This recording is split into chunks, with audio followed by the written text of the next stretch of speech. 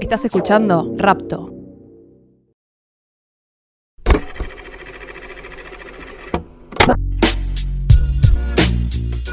Bienvenidos a un nuevo capítulo de Ejército Blanco.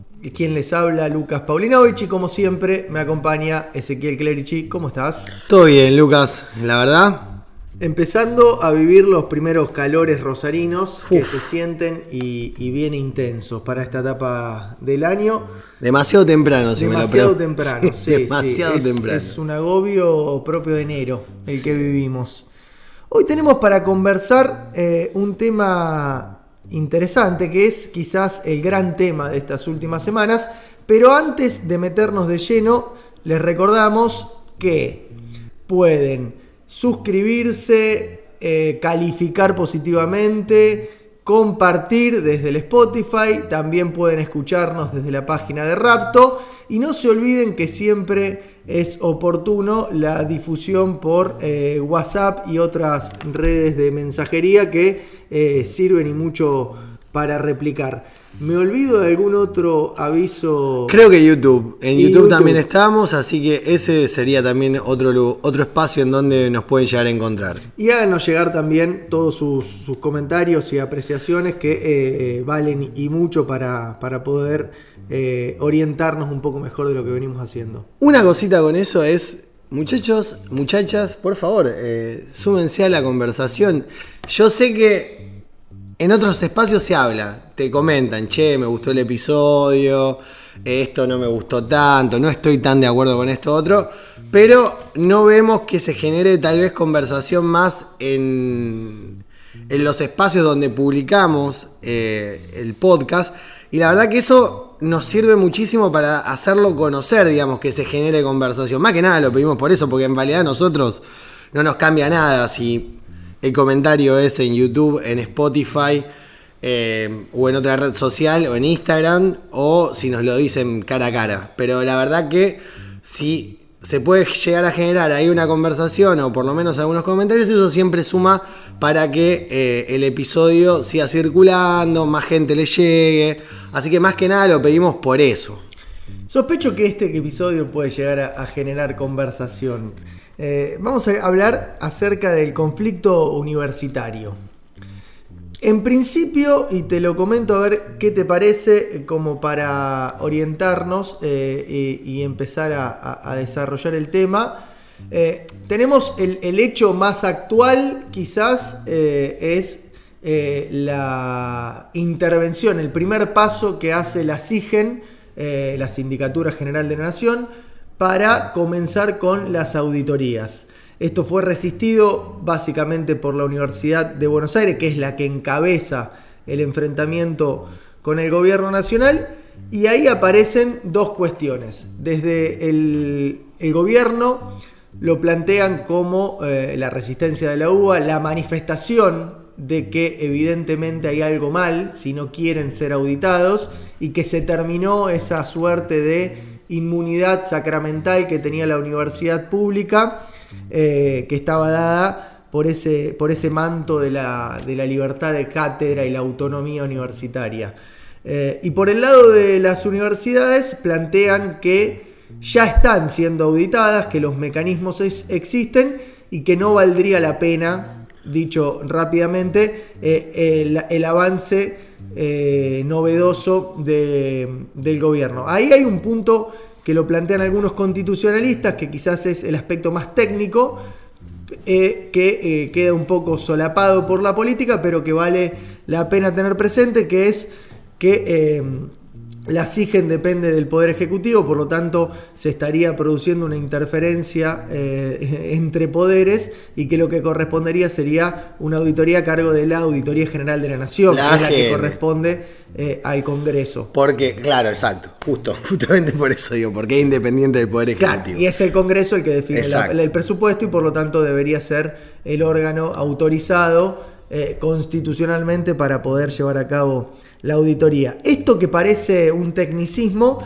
me parece a mí que está en el centro de la discusión, porque yo sospecho que básicamente no se está hablando de universidad pública, no se está discutiendo sobre la educación pública, sino que lo que se está haciendo es una discusión estrictamente de poder, ¿no? Y cuando hablamos de poder estamos hablando de recursos que tienen que ver con las fuentes de financiamiento para el ejercicio del poder por parte de las universidades y con una suerte de disciplinamiento, una marcada de cancha que intenta hacer el gobierno nacional, arrinconando a una corporación política que hasta este momento había estado siempre al margen de los conflictos propios de la política partidaria, pero que tiene una fuerte impronta partidaria y que al gobierno le sirve justamente para destacarla, para subrayarla y que queden amontonados sectores del radicalismo, el kirchnerismo y la izquierda, señalados como los beneficiarios de esa corporación política. Ahora, desde el lado de los universitarios, a mí me parece que también hay un beneficio y una utilidad en este conflicto,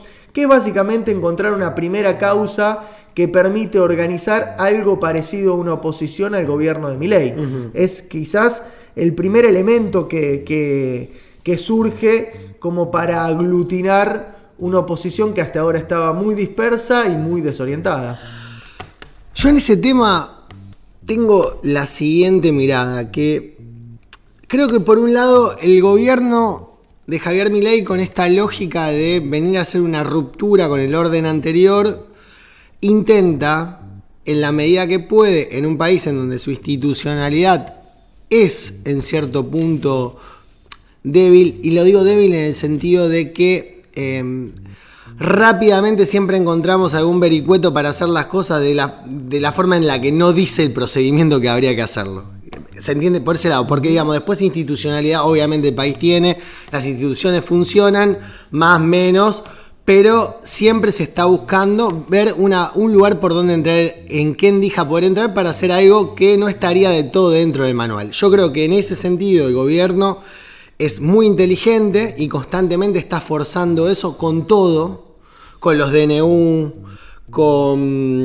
obviamente con el conflicto de las universidades. En todos lados está siempre buscando ver qué hendidura encuentra para forzar un poco las cuestiones. Eso me parece que es un poco ese core que indica por qué van por el lado de la sindicatura de la Nación y no de la GN. Obviamente que hay una desconfianza hacia lo que son todas las auditorías que la propia universidad dice que hace internamente. El que más lo destacó esto fue Franco Bartolacci, que yo creo que, y esto no es algo que lo digo recién ahora, lo hemos dicho, yo por lo menos lo he comentado en varios episodios en los que venimos hablando, que digamos, esa posibilidad de la autonomía, del autogobierno que tiene la universidad, conspira en contra, desde mi punto de vista, con un proyecto de país mucho más estructurado, pensado en términos de cuáles son la matriz de desarrollo que necesita la Argentina, qué carreras son las que habría que profundizar y valorar más, o mejor dicho, promocionar de mejor manera que otras. En fin, yo creo que ahí esa parte permite que toda una estructura política que fundamentalmente es radical, pero que no es únicamente, como vos bien decías, ¿no? También hay una parte del kirchnerismo y otra parte de la izquierda que se nutren de lo que logran adentro de la universidad para sostenerse políticamente sus estructuras, que tiene un punto que hace que eso permita una endija por donde se mete el gobierno nacional, que es que los propios estudiantes, no todos, obviamente, generalizar es un error en este caso, porque está muy dividido esa lógica, pero que también hay un cierto plafón para meterse ahí por parte hasta de los propios estudiantes, que están cansados de ciertas lógicas que se mueven adentro de la universidad y que no ven con malos ojos de que, no sé, determinadas cosas que son habituales de la política universitaria se pongan en cuestión. No te digo que dejen de existir, pero que se pongan en cuestión. Y que ahí se genera un gran choque entre aquel que piensa que la universidad pública, gratuita y de calidad es algo a defender, pero que tal vez no está convencido de que haya que hacer una defensa de las lógicas políticas por las cuales se mueve y se estructura la universidad pública, ¿no? Y creo que ahí está, y esto, ¿qué es lo que quiero decirte con esto? Porque si no, no cierro la idea. Que yo lo que considero es que en esas cuestiones es donde encuentra el gobierno un punto para entrar y hacerle daño a la universidad pública. Digo, no porque no es que el gobierno quiere entrar, quitar ciertas cuestiones de la autonomía de la universidad, auditar sus recursos para hacerla más eficiente, sino porque desde mi punto de vista lo que quiere es por lo menos domesticarla, sino destruirla. Yo en eso no coincido. A mí sinceramente no veo que el gobierno tenga una intención de destruir y dañar a la educación pública. Incluso la educación pública superior. La educación pública superior, las universidades, básicamente. Incluso creo que ahí se da una suerte de choque de paradigmas, que es lo que hace también al diálogo imposible que se da, ¿no? Hay una inconmensurabilidad, digamos, una imposibilidad de llegar a un acuerdo porque son dos visiones del mundo sumamente encontradas que tienen que ver con la universidad realmente existente, que es lo que curiosamente quedó más de lado, ¿no? Porque por momentos hay un juego entre entelequias, la imagen que figura el gobierno de lo que son las universidades, y por otro lado las imágenes de sí mismo que plantean los universitarios que están armando esta suerte de coalición defensora de la universidad pública, y de lado queda la universidad realmente existente, ¿no? Y ese choque de paradigmas me parece que tiene que ver con aquellos que creen que el principio que tiene que organizar la educación universitaria tiene que ser la inclusión, es decir, la centralidad en el acceso, que es algo que la Universidad Pública Argentina lo cumple y es demostrable fácilmente con los niveles de acceso que hay en comparación a otros países de la región, frente a aquellos que creen que la universidad tiene que organizarse en torno a la competitividad. Y ahí me parece que también hay elementos fácticos importantes, porque la Universidad Argentina perdió muchísima calidad y perdió muchísimo nivel de graduación. Es decir, es una universidad a la que acceden muchos, pero se gradúan poco. Uh-huh. Y eso es lo que alimenta también un poco lo que vos planteabas, esta imagen de las universidades, en ese punto donde se unen con todas las nuevas universidades creadas, la política territorial, los punteros y las nuevas universidades, la universidad pública, esa idea de la universidad como una suerte de aguantadero de políticos sin cargo y estudiantes crónicos que están ahí haciendo una suerte de cantera de la política partidaria a la espera de que su partido logre acceder a algún puesto burocrático y le conceda alguna dirección, alguna secretaría, algún carguito desparramado por una municipalidad o por alguna instancia provincial que toquen suerte. Y ahí me parece que esa cuestión de la universidad realmente existente, que es la que habita la mayor cantidad de estudiantes, y que esto se ve también en el conflicto, en donde la mayoría no está participando, la mayoría la ve desde afuera, hace un poco a la distorsión de la dinámica que tuvo ese conflicto, y que me parece que es una ventaja a favor del gobierno, ¿no? Digo, todas las generaciones, así como en Estados Unidos, todas las generaciones tuvieron su guerra. Acá en Argentina todas las generaciones tienen su batalla contra el neoliberalismo, ¿no? Y a ningún estudiante universitario puede privársele de tener su aventura de toma de facultad, ¿no? Estar algunos días tomando la facultad es prácticamente una de las aventuras universitarias que tienen todas las generaciones. Y en esa circunstancia me parece que el gobierno encuentra una fuente de alimentación para sus intenciones frente a la burocracia universitaria. Porque a mí me parece que más que dañar a la universidad pública, lo que se busca dañar es el consenso universitario que unía un poco democracia con clase media con movilidad social con universidad pública. Esa secuencia que desde los 80 para acá fue prácticamente una zona intocable, es la que el gobierno, me parece a mí, que está tratando de desmontar para generar otra cosa, ¿no? Y que se ve mucho en la cuestión de que en la acusación de no saben hacer política, ¿no? porque justamente la universidad pública siempre fue sostenida por los politizados. La jerarquía, el prestigio de la universidad pública es fuertemente sostenida por los politizados. Y hoy la política lo hacen los antipolítica. Y justamente de eso se basa esta suerte de técnica de permanentemente patear el hormiguero, ¿no? Sí, a mí me cuesta encontrar ahí un punto de desacuerdo con lo que vos venís planteando, sino que me da más la cuestión de seguir sumando. Cuando vos hablás de accesibilidad, pienso en todas las universidades públicas que se crearon durante el periodo kirchnerista, particularmente sobre el periodo de Cristina, y el otro día sacaba la cuenta y puedo estar equivocándome más o menos, porque al final no terminé de chequear exactamente el número, pero está alrededor de 25 universidades nuevas solamente en el conurbano bonaerense. Entonces, cuando vos decís, porque lo primero que pensás es decir, 25 universidades en cualquier territorio, decís, es algo positivo. Es lo primero que se te viene a la cabeza.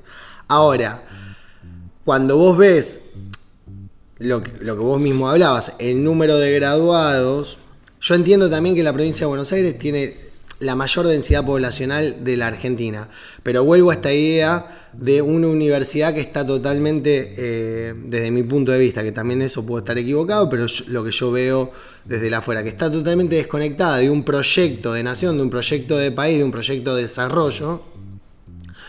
Lo que te genera es que vos seguís, digamos, alentando la concentración en determinados lugares que ya están hiperconcentrados, como es la provincia de Buenos Aires. Entonces, en vez de tener un proyecto que sea, como por ejemplo, que si vos querés estudiar cualquier tipo de carrera que esté relacionada con energía nuclear, te tenés que ir hacia Bariloche, o sea, te tenés que ir a vivir a la Patagonia, porque es donde está el Instituto Balsero, y a partir de ahí, digamos, tal vez desarrollar una vida, generarte un proyecto en esa zona de la Argentina que está casi despoblada, o cuando tenías que irte a Puerto Madryn para estudiar biología marina. Quiero decir, esas lógicas que se dan en muchas partes del mundo, particularmente en Estados Unidos, tiene una lógica bastante así de ir desarrollando polos a partir de sus universidades, claro, también es producto de esa autonomía, digamos, y que en cierto punto, esto otro que vos decís, las universidades, sobre todo en el conurbano, me da la sensación a mí, terminan siendo estos lugares en donde va a recaer mucha parte de la política que se queda fuera de un cargo de gestión pública. Y después el otro factor, que ese gran semillero del que vos hablás, que sirve para la política, es un semillero de personas que tienen capacidad de rosca, que no es algo menor, que yo no lo desprecio a eso, pero que hay una cuestión ahí con la gestión de lo público que termina entrando en conflicto, digamos. Me parece que hace falta gente más práctica, que tenga un desarrollo, no sé solamente si en el sector privado, pero que tenga un desarrollo de saber cómo funciona el mundo afuera del claustro. Claro. Inclusive cómo se dan las relaciones de poder fuera de los claustros, cómo se dan las relaciones de negociación con un otro, para tener encargos de gestión y encargos que necesitan ciertos conocimientos prácticos, gente que haya pasado por lo menos por una experiencia distinta a la de la universidad. No digo que eso sea mejor tampoco, pero digo, por lo menos, con esto cierro, digo, me parece que por lo menos con eso vos te asegurás otro tipo de sensibilidad a la hora de tocar las palancas del Estado, por lo menos es lo que pienso yo. Y de acercamiento a la realidad, ¿no? Porque es también notorio que la universidad pública se alejó muchísimo de lo que pasa en el resto de la sociedad, de lo que el resto de la sociedad demanda.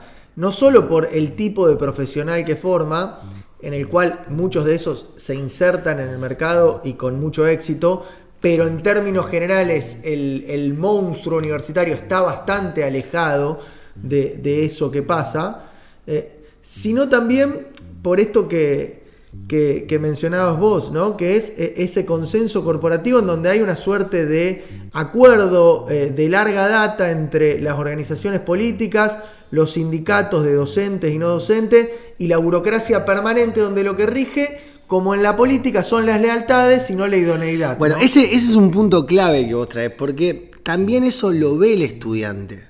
Entonces también genera que se aleje de la universidad pública en su idea de, digamos, de formación también de comunidad. Porque si vos tenés gente que detecta que si vos tenés relaciones políticas dentro de la universidad, accedés a lugares de mayores beneficios económicos porque tenés más horas cátedra, a lugares de poder porque accedes a espacios dentro del rectorado. Si ves cómo las universidades se reparten entre el rectorado, que tal vez puede ser de un signo político, en este caso es radical, pero digo, podría ser peronista también, es lo de menos, eso es indistinto, digo, pero cómo se reparten con aquellos otros partidos políticos que también están adentro de la universidad para tener una convivencia pacífica, entre comillas, y se van repartiendo lugares. Uh-huh. Eso también, el estudiante, yo por lo menos cuando fui estudiante de la universidad también lo veía, y me generaba una enorme contradicción, porque en un punto también eso hace que vos, cuando no estás politizado, como vos bien marcabas antes, dentro de esa lógica de la universidad, veas a la universidad pública como un lugar a donde vos vas a aprender un determinado arte, una determinada carrera, una determinada expertise, y lo ves desde un lugar individual, de crecimiento individual, y no de crecimiento comunitario. Yo sé que por ahí esto suena viejo en el mundo que vivimos hoy en día, pero digo, también parte de planificar la universidad, de romper con esa lógica autonómica, te produce cierta lógica también de comunidad, porque si vos podés planificar cómo funcionan determinados polos de desarrollo educativo, también empezás a pensar cómo querés desarrollar tu propia sociedad. Y ahí un poco también está esa simplificación que se hace muchas veces entre el individualismo y una supuesta lógica o una forma de ser y pensar y actuar comprometida o más social o como se quiera llamar, ¿no? Porque en definitiva no hay posibilidad de un fortalecimiento comunitario si cada uno de los individuos no tiene capacidad de poder desarrollar sus propios intereses. Absolutamente, ¿no? De acuerdo también. Y hay un dato, sin duda, para reforzar esto que decís. Es muy difícil que se dé esa secuencia en donde el desarrollo del interés individual del estudiante termine contribuyendo al fortalecimiento comunitario en un mercado laboral que le permita su inserción y su crecimiento como profesional, en una universidad pública en donde las carreras tardan promedio 9 años. Es decir, eso es un problema. Se lo mire es un problema. No existe realidad económica, social, laboral, política en ninguna parte de este planeta y posiblemente de los otros planetas habitados por especies vivas, en la cual 9 años de formación universitaria tengan algún grado de efectividad posterior. Pero a mí me parece que esas cuestiones son las que lamentablemente quedaron blindadas de discusión en esta suerte de manto sacramental en el que se recubrió la universidad, muchas veces malintencionadamente o con la intención de proteger un espacio político, y terminó perjudicando a la propia educación pública superior. Otra vez, alguno de esos datos que a mí me llamaron la atención. Lo que decía del acceso. En Argentina hay 557 estudiantes cada 10.000, que es la tasa con la que se lo mide. En Brasil son 408 y en Chile 355. Es decir, en Argentina es mucho más fácil llegar a la universidad pública. Ahora, en Argentina hay 31 graduados cada 10.000, en Brasil 61 y en Chile 55. Esto que decíamos, más inclusiva, menos efectiva. Eso también es un problema. Se gradúa 1/3 de los estudiantes en el tiempo previsto. Eso es un problema. Ahora, ¿se está discutiendo eso? Claramente no. Ese no es el tema de discusión del momento. No, porque yo creo que, digamos, ahí está el nudo de la cuestión de por qué al gobierno también se le hace un coto de caza apetitivo entrar a pegar ahí. Justamente, no sé qué es lo que quiere hacer a posterior. Yo, cuando digo destruirla, digo justamente es romper la lógica que tiene, tal vez que no termine dejando de ser pública ni gratuita, que como dice Milei, digo, no arancelada. Pero me parece que lo que quiere romper justamente esto es parte de esa inercia que trae la universidad. Esta cuestión de lo que vos decías, la accesibilidad, pero después ser muy poco efectiva, y también ser muy poco efectiva porque me parece que la universidad tiene, en esta lógica de estar defendiendo siempre ese statu quo del que nosotros estamos hablando ahora mismo, la imposibilidad para repensarse, digamos, hasta inclusive en carreras. ¿Qué tipo de carreras son las que necesita este tiempo? ¿Necesitan que sean 5 años, 6 años? ¿O tal vez necesita carreras que sean de 4? Digamos, ¿cómo eso se vincula? Porque también después hay otra cuestión. La universidad no termina siendo arancelada, pero una parte sustancial de sus recursos vienen de arancelar determinados accesos que pueden ser postítulos, maestrías, un montón de cuestiones que está bien, digamos, que no lo digo que sea mal. Pero digo, también eso ¿por qué? Es porque encuentra que hay un déficit en la educación terciaria tal vez, o que no termina de ser todo aquello que necesita el estudiante cuando se gradúa de una X carrera. Digo, esas cuestiones me parece que hay que repensarlas, hay que discutirlas, pero si la lógica es que ante cualquier cuestionamiento que tenga la universidad, lo primero que se sale a decir, digamos, es no sé. La democracia está en riesgo. Claro. Hay una sobreactuación defensiva. Exactamente. Pero yo creo que ahí tiene que ver con otro punto que me parece interesante, que está ligado a esto que vos decías. Creo que por un lado hay una élite intelectual que por primera vez en los 40 años de democracia se siente desafiada, como nunca había sucedido, que tocaron ahí donde pensaban que nadie iba a tocar, y que eso hace que salten de esa manera de casi de sobreactuación defensiva. Pero ahí me parece también que hay otro punto que es interesante y necesario también considerar, que es la hegemonía y el control ideológico que hay en las universidades, porque claramente las grandes universidades, que son las que marcan el paso de la cultura universitaria argentina, la UBA, la Universidad Nacional de Rosario, la Universidad Nacional de Córdoba, tienen un sentido ideológico mayoritariamente impreso, ¿no? Piensan de una manera, razonan de una manera, ven el mundo con determinados valores, y es también una lógica que tiene la universidad como un fin en sí mismo. Es la idea de entrar a la universidad para hacer carrera en la universidad y hacer una autorreproducción de esa élite intelectual que es, y esto me parece que es lo interesante, fuertemente antimercado. Es una universidad que tiene repulsión por el mercado y todo lo que tenga que ver con el mercado. Y hoy efectivamente en la Argentina y posiblemente en todo el mundo, el mercado es mucho más popular que las universidades. Por lo tanto, la universidad con ese condimento ideológico, digámoslo claramente, más inclinado hacia la izquierda, con una visión bastante definida respecto a su abrevadero intelectual, en el caso argentino muy marcada por lo que fue la socialdemocracia y el posmarxismo de los 80 y todo lo que de ahí derivó, en su lógica antimercado se vuelve reactiva ante fenómenos que le pasan a la gente, se vuelve expulsiva y al mismo tiempo va consolidando esa lógica de enfrascamiento de esa propia élite, ¿no? Sí, que a su vez, digamos, es una contradicción en sí misma, porque la idea propia de formar profesionales altamente calificados es justamente para que se desarrollen en el mercado. No, inclusive para que eso desarrolle y las capacidades económicas que tiene el país. Entonces, en sí mismo eso resulta algo casi ilógico. Y al punto tal, digamos, que yo lo he hablado esto bastante con amigos y colegas que desarrollan su vida económica dentro de, digamos, del claustro, dentro de la universidad, que son docentes o que están cercanos, digamos. Y todo el tiempo la pregunta en algún momento gira en torno a, che, pero digo, sobre todo en la carrera, por ejemplo, de comunicación, que es la más cercana que tengo yo, porque yo al ser periodista, digamos, me relacioné siempre con ese mundo, digamos. ¿No se le enseña al estudiante cómo funciona una empresa de medios? ¿Cómo se desarrolla un plan de negocio?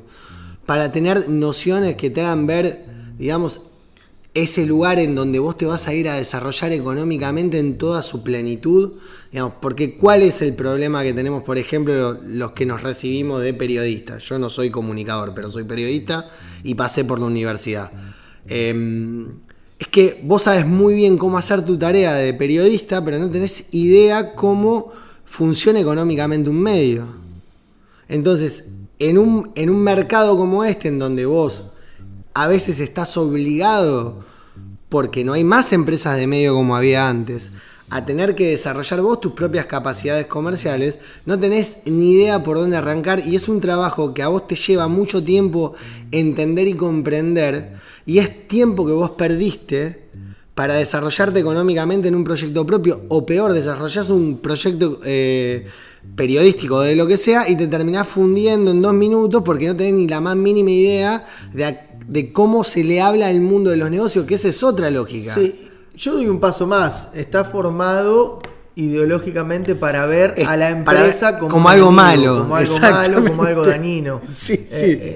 Y eso es verdad también. Eso se da en otras carreras también, digo. Sí. En la visión de la universidad es un enfrentamiento directo que se plantea con el mundo del mercado, en el cual ya solo decir la palabra mercado genera como cierto escozor y que algo malo trae, ¿no? Sí. Y a mí me parece que eso no solo que es perjudicial para los fines de la universidad, que es la de formar profesionales para que se inserten en ese mercado, sino que es negativo en las segundas y terceras jugadas, porque va también alimentando ese halo de superioridad que tiene el universitario y fundamentalmente la universidad pública, que genera muchísimo rechazo y de lo que es lo que también alimenta un poco el empellón del gobierno, ¿no? Se veía un poco también cuando fue lo de Alberto Fernández en su momento, que había ese entusiasmo cuando Alberto Fernández hablaba del gobierno de los profes y los científicos, y era un entusiasmo de los que eran profes y científicos y un pánico en el resto de la sociedad que después se consumó en el ejercicio de darle el gobierno a profes y científicos. Fue un fracaso total. Y hoy el gobierno, cuando salen los profes y científicos a mostrar su indignación porque tocan la universidad pública, a plantear que hay un riesgo de la democracia y todas las exageraciones propias de la dinámica de un conflicto político, lo cual está bien o mal, depende de la estrategia que quiera hacer el actor de ese conflicto. Y un sector también que se vende más caro de lo que vale. Y vale mucho para, digamos, y es maná del cielo para el gobierno. Por supuesto. Porque no hay nada que genere más rechazo y más distanciamiento respecto a esa reivindicación que esa pose de superioridad. Además, vos fíjate una cosa. El gobierno hace una lectura. Igual, perdón, sí, para no dejar escapar. Esto último que dijiste, coincido y me parece central. Es parte de cualquier conflicto político que uno se trata de hacer valer más de lo que es para poder pelear, pero creo que en el caso universitario se da en el día a día, ¿no? Cotidianamente intentan adjudicarse más valor del que tienen, que es mucho, pero que no es quizás de los valores más relevantes para el resto de sus compatriotas. Sí, que en realidad es la idea de que sí tienen valor, pero tiene un valor... El valor propio de una exactamente, no más que eso, digamos. No, y eso me parece que es lo central, que también es un poco lo que a veces nos falta en todos los sectores de la Argentina, que tener un poco más de humildad a la hora de hacer la autopercepción y la autovaloración que hacemos. Después, otra cosa que me quedaba dando vuelta de lo que había dicho antes. Digo, pero perdón, sí. Para cerrar esto último, porque a mí me da la sensación como que los profesores, los académicos, el mundo universitario, se creía el hardcore de la democracia, el núcleo duro de la democracia, y que había que rendirle un respeto procedimental. Es decir, nadie puede ni siquiera sospechar de algo de la universidad, y el gobierno con su desparpajo, con su paganismo extremo, fue justamente ahí, a pegar ahí, esperando quizás los efectos secundarios. En un primer momento parecía que se le podía producir una una contraola que se le iba a ir de las manos, pero No, también pero ahí fue inteligente. pudieron acomodarse y replicarlo posteriormente. Ahí fueron inteligentes. otras Aguantame que en iniciativas. esta. Porque también terminamos más sumando. Es más difícil tener un contrapunto de esto porque pensamos bastante similar los dos. Pero quiero decir. Me da. Yo Lo estoy inventamos. Sí, no. Yo estoy si algo de lo que estoy convencido es que, obviamente, es un gobierno que. Primero que. La comunicación es algo central y está clarísimo. No estoy diciendo nada nuevo. No estoy descubriendo la pólvora. Hay gente mucho más inteligente que yo que lo está diciendo Bien entendido. por todos lados. Comunicación bien entendida. Comunicar, pero inclusive comunicar a la hora de establecer, digamos, contrapuntos que te permitan a vos avanzar. Digo, en eso es inteligente. Un tipo como Santiago Caputo está ahí al lado. Como estrategia de intervención en la realidad, digo. Absoluto. No, como chamullo y No, vender. por eso. No como la patria es el otro. Qué sé yo, no sé. Sí, formas de configurar el presente. Sí, miles de chamullos que después terminaron demostrándose que eran solamente una idea en el aire y punto. Estos tipos van a comunicar para hacer algo. Y me da la sensación de que el primer conflicto que tienen con la universidad, que era sobre todo la cuestión presupuestaria de la universidad particularmente para su funcionamiento, más allá de la cuestión de salario, que es más esta segunda pelea, la manejaron muy mal. Muy mal en el sentido de que era un gobierno que recién entraba, que todavía tenía todo el ímpetu de ese 40 y pico % que no lo votó, por más que sacó el 56, había una parte sustancial de la sociedad que estaba muy repelente a cualquier cosa que pudiera venir de parte del gobierno. Tuvieron la marcha federal universitaria, que fue un golpe, lo asumieron, y en este segundo round con la universidad cambiaron el foco. Sacaron el foco en los estudiantes, digamos, en esta idea de perjudicar particularmente a los estudiantes, y se metieron en los privilegios de esta casta universitaria. Lo estoy hablando en términos de cómo lo pusieron ellos. No es como yo lo piense, pero quiero decir, en esa lógica de cómo ellos te cambian el eje de la discusión, le pudieron entrar o lograr quitarle cierto apoyo que ya que tenía hasta este momento. Inclusive llegamos a ver situaciones dentro de las universidades cuando estaban tomadas que tuvieron una decisión también, que eso hay que reconocer a la universidad, muy inteligente, que es no suspender las clases, digamos, tener acciones de fuerza, pero con los estudiantes adentro, sí dando clases. Pero tuviste escenas como la de la tecnológica, en realidad es donde funciona el Politécnico, que es la de Ciencias Exactas, creo, si no me equivoco. Uh-huh. En una asamblea con una persona que no quería que digamos que se siga sosteniendo la toma de la universidad, y tuviste un hecho de violencia. Después, bueno, la persona que realizó ese hecho de violencia tenía particularidades psíquicas que también sí, un arrebato casi infantil. Claro, sí, pero bueno, ¿qué quiero decir con eso? Después también viste otros videos virales en donde entran estudiantes a pedir que se deje de dar clases, eso genera ciertas reacciones. Digo, más allá de los hechos puntuales, quiero decir, el gobierno en esta ocasión trabajó la comunicación de una forma que al que no está 100% convencido de esta lógica de la universidad como el gran garante de la democracia, hace que dude, y cuando duda tal vez se deja de expresar en favor de forma automática por la universidad. A eso es lo que voy, a eso es donde yo veo que ahí hubo un aprendizaje muy grande de lo que fue la primera marcha universitaria con este segundo, y me parece que a partir de ahí encontraron un discurso desde donde, digamos, erosionar cierta lógica de la universidad que hasta ese momento era muy difícil de cuestionar. Sí, y que también se agrega lo que fue fluyendo del conflicto, y fundamentalmente lo que fueron haciendo también las autoridades universitarias y toda la comunidad universitaria en sus estrategias de lucha, que muchas veces resultan más favorables al gobierno que a la reivindicación de la causa. Por esto que decíamos, esa búsqueda de reforzar la identidad que se siente en peligro como medio para poder protegerla, termina generando un resultado inverso, ¿no? Y que creo que ese es el gran tema que hoy atraviesa a toda la corporación política. Exactamente. Y la incluyo en eso, obviamente, a la universidad.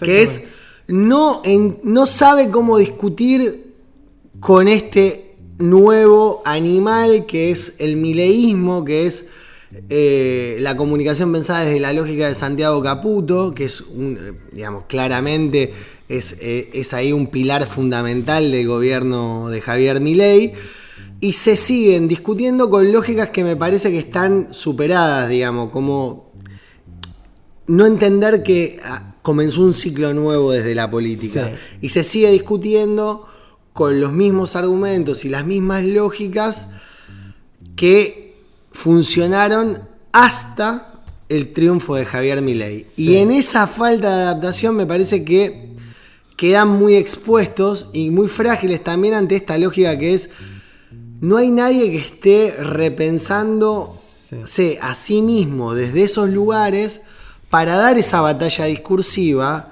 y plantear un escenario, digamos, que permita hacer contrapeso a esta nueva lógica que está planteando el gobierno libertario. Y de ahí de nuevo los riesgos de esta inconmensurabilidad, de esta imposibilidad de encontrar un punto en común que respecto a la realidad que se ve, ¿no? Que tiene que ver con este nuevo animal que se tiene enfrente y que no se lo sabe cómo marcar. Y es el riesgo de la espiralización de la violencia, ¿no? Porque paradójicamente o no, las violencias reales, las violencias en concreto, que es la violencia física, el paso al acto, fueron a partir de la impotencia de los sectores de la oposición hacia representantes del oficialismo por esta incapacidad para discutir que tiene el oficialismo. Hay una incapacidad para discutir desde lo argumental con cuestiones que ponen en riesgo toda tu construcción, no solamente política, tu construcción psíquica, claro, mental, de cómo vos ves el mundo. Exacto, porque lo que está haciendo este gobierno es justamente patear eso. Exactamente, poner de intención eso. Y ahí me parece que volviendo al origen de este podcast, en uno de los primeros episodios cuando ganó Javier Milei y se empezaban a dar las primeras previas a protestas, me parece que se resalta o es necesario resaltar y mucho la responsabilidad dirigencial, porque, insisto, la gente común y corriente, los propios afectados, un estudiante, un profesor, un no docente, tiene derecho a nivel individual a manifestar su odio más visceral ante lo que está pasando, su bronca, putear, renegar y sentir furia. Pero no los dirigentes. Los dirigentes tienen una responsabilidad que es la de la conducción, y hoy estamos en una circunstancia en la cual una mala decisión dirigencial puede provocar una situación de conflicto que derive en violencia, y hoy la violencia legítima la tiene el gobierno, la tiene el adversario a esos que tienen que tomar decisiones de conducción. Y ese punto me parece central. Aclarar lo de violencia legítima, que estás hablando, digamos, del uso de las fuerzas de seguridad. Sí, en todo orden constitucional hay un uso legítimo de la fuerza. Porque decimos violencia legítima y por ahí alguno piensa de que porque solamente por ser oficialismo tiene derecho a pegarle a otro. No, tiene derecho por ser gobierno a utilizar los instrumentos que y a ordenar la calle. Se le conceden para garantizar el orden público. Y hoy el orden público no solo está garantizado por esa concesión democrática que se le hizo a este gobierno, sino que está garantizado por una legitimidad social que la respalda. Quiero decir, ante una situación conflictiva, hoy la realidad social y política de la Argentina no está en un estado prerevolucionario dispuesta a encolumnarse detrás de los estudiantes para hacer un nuevo Cordobazo.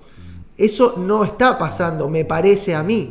Por lo tanto, la responsabilidad de los dirigentes es actuar en función de las circunstancias reales y presentes y no en función de sus utopías o las derivaciones imaginarias de su intención. Por eso, y también coincidiendo con esto que vos planteás, me parece que el gran desafío que hoy tiene la política y los dirigentes políticos también que tiene la universidad, porque todos están haciendo política y está muy bien que así sea, es de empezar a pensar nuevos discursos, nuevas maneras de dar la discusión con el gobierno, porque si la idea es sostener el discurso con el que se llegó hasta acá en estos 40 años de democracia, es tan complicado porque claramente la sociedad del 56% que votó a Milei en el balotaje le dijo a toda esa dirigencia que gobernó durante los últimos 40 años, los dos últimos grandes ciclos políticos que fueron el alfonsinismo, el kirchnerismo, macrismo,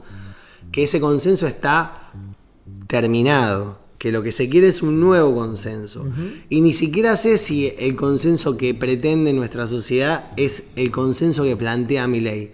Sí, lo que encontró en Milei fue la llave desde donde destrabar ese anterior ciclo político que estaba agotado, pero que se niega a irse. Y se niega a irse de tal manera que hoy Cristina Kirchner quiere ser presidente del PJ, Mauricio Macri es presidente del PRO, cuando ambos líderes políticos, que fueron los que setearon los últimos 20 años, siempre han renegado de los partidos políticos. Uno porque lo consideraba que era su dueño, que era Mauricio Macri, por lo tanto lo que piensen abajo ponía cualquiera que lo presida, total, él terminaba haciendo y deshaciendo desde ahí.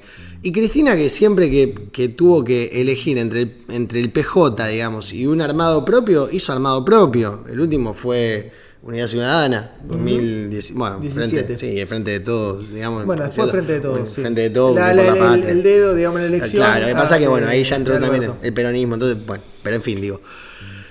Entonces, ahí lo que vos estás viendo, una resistencia a ese cambio de paradigma que uno en un punto también la entiende como natural, porque si vos toda la vida hiciste algo de una determinada manera, tener que cambiar esa manera es muy complejo.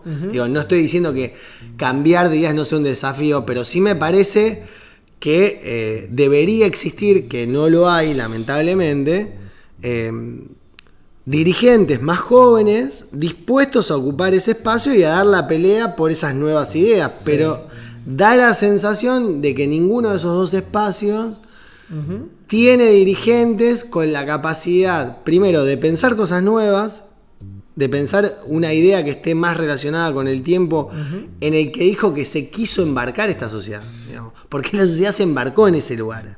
Claro, que en definitiva ese nuevo consenso es una gran duda, no sabemos si se llegará alguna vez, pero lo que yo creo que no cabe duda, siguiendo esto que plantea, es que si algo logró el gobierno, y fundamentalmente Milei como figura, es que el reclamo y que la oposición no termina de tomar nota, parecería, los dirigentes, es que se deje de andar en puntitas de pie y se ponga talón en tierra. Es decir, que se baje a la realidad y se dispute el poder propio que disputa la política de forma directa y sin remilgos ni medias tintas. Sí, y aparte algo que nosotros... Digo, lo que digo, porque en este tema universitario también se ve, y es mucho de lo que hablamos en este episodio, de todos los problemas acumulados, tiene que ver con esa lógica de la dirigencia de andar en puntitas de pie. Para ser cuidadoso, no molestar, no inquietar, porque si no, la consecuencia puede ser perder la carrera. Exacto, porque en realidad lo que se cuida es el statu quo, y lo que vino a decir la sociedad que votó a Milei es que no quiere más ese statu quo, lo cual no quiere decir que no quiera que haya política, que no quiera que haya un proyecto de país diferente al que plantea Milei, que no es que no quiere una universidad pública y gratuita, sino que lo que quiere son nuevas formas de construcción desde esas instituciones. Y ahí me parece que es el gran déficit que yo veo no solamente en los dirigentes universitarios, sino también lo que decíamos antes, en los dirigentes políticos, porque digo, tampoco es que cuando digo ideas nuevas me estoy refiriendo, por ejemplo, a las nuevas canciones que plantea Axel Kicillof. Kicillof es parte también de esa lógica política anterior, que defiende una lógica de statu quo que no sé si se adapta a las necesidades de cambio que demostró la sociedad al elegir a un tipo como Milei. Tampoco quiero decir que digamos eso lo invalida ni a pelear, ni a tener un proyecto de país, pero quiero decir, no sé si tampoco pasa por esas lógicas. Me parece que hay que empezar a repensar, y sobre todo lo que más me preocupa, cuando veo que para atrás de estos dos grandes actores que digitaron la política en los últimos 20 años, que no encuentro que haya gente que esté levantando la mano y diciendo, che, yo quiero jugar, yo tengo estas ideas, yo le quiero disputar a Milei en la idea de mercado. Digamos, porque si no, ¿qué terminamos viendo? Un tipo como Guillermo Moreno, que ya está casi en sus 70 años, o un tipo como Pichetto, que ya también está en esa edad, que terminan teniendo planteos mucho más modernos que los que debería tener gente que hoy tiene 50 años y que sigue a la sombra tanto de Macri o como de Cristina. Lo pongo como ejemplo, digo, porque quiero decir, Moreno, que podemos tener miles de diferencias en cómo lo ve uno y otro, por lo menos habla de mercado, disputa la cuestión del desarrollo económico. Y me parece que es muy claro en eso, mucho más claro de lo que está disputando, por ejemplo, el kirchnerismo, que me parece que disputa mucho más cuestiones que son simbólicas. Y me parece que le pasa lo mismo a la universidad. La universidad defiende una idea que no sé si es la misma que tienen hoy la totalidad de sus estudiantes, ni siquiera sus estudiantes mayoritarios. Entonces digo, hay que empezar a repensar esas cuestiones justamente para que los cambios los puedan hacer aquellos sectores que tienen cierta sensibilidad sobre los temas y no tal vez tipos o dirigentes como puede ser Javier Milei, que tiene una lógica mucho más desapegada sobre las sensibilidades mayoritarias, sobre cuestiones que también hacen a la convivencia social, digamos, porque me parece que a nadie le está gustando cómo está funcionando cierta lógica de convivencia hoy en nuestra sociedad. Digo, todos estamos más agotados que la cuenta y a nadie le gusta vivir en una situación de conflicto y tensión permanente, sino que lo que uno pretende es que haya una cierta armonía y una cierta lógica para poder desarrollar también tu vida con un poco de paz mental. ¿Te parece que dejemos esa ventana abierta para un siguiente episodio? La verdad que hay mucho para conversar. Esto va a seguir indudablemente, así que tendremos una nueva chance para retomar el tema universitario. Hay mucho en el sumario de lo que venimos hablando. Cada vez que tiramos un tema, vamos armando la idea de un episodio nuevo. Estábamos antes con... Esto se los adelanto, está bueno. Que como pero hay interconexión entre uno y por otro. Eso. Pero siempre me gusta como para traerlo acá, como para que vean también esa parte de la cocina que es... Bueno, el otro día hablábamos con Lucas sobre cómo son los armados políticos y cómo esos armados se repiten en distintos partidos y vos ahí lo que ves detrás es una lógica que está funcionando, y que es un tema que nos gustaría también hablar y que lo vamos a encarar, y que tiene que ver, por ejemplo, cómo Granata llega a la Diputación Provincial en 2019 y después cómo eso se relaciona con cierto armado del peronismo en otra parte de la Argentina. En fin, que son cosas que vamos notando y viendo. Así que esa es parte de esa cocina de lo que les hablábamos recién. Es largo el temario, pero siempre hay puntos compartidos que permiten también que esto tenga una coherencia. Nos despedimos recomendando no sin antes.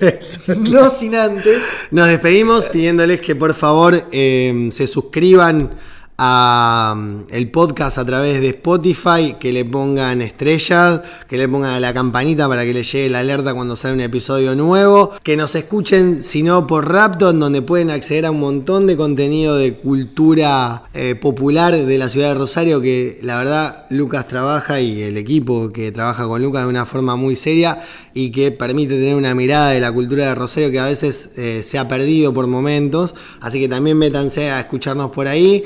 Y obviamente, si les gusta también el tema de YouTube, todavía no tenemos cámara, mejor que no tenemos cámara, mejor que no nos ven, pero nos pueden escuchar también a través de YouTube si lo usan también como radio. De este lado, Ezequiel Clerici, Lucas Paulinovich, ha sido un gusto, hasta la próxima.